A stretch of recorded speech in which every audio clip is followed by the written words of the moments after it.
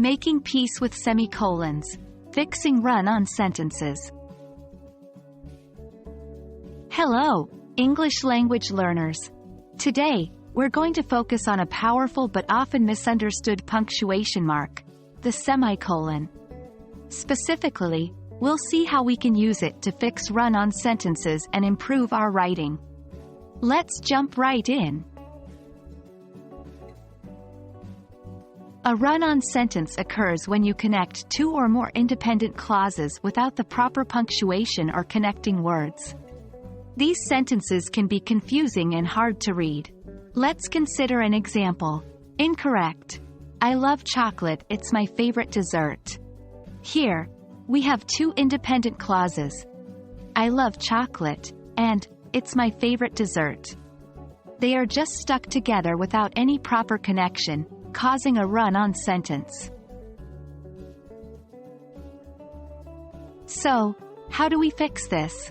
This is where the semicolon, winking face, comes in handy.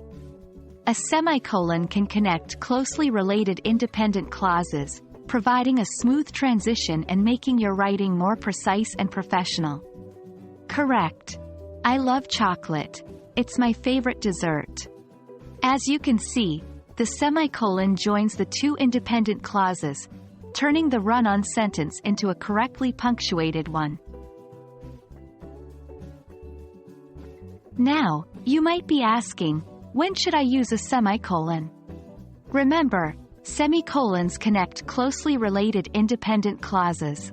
This means the two statements on either side of the semicolon should be able to stand on their own as complete sentences, and they should share a close, logical connection.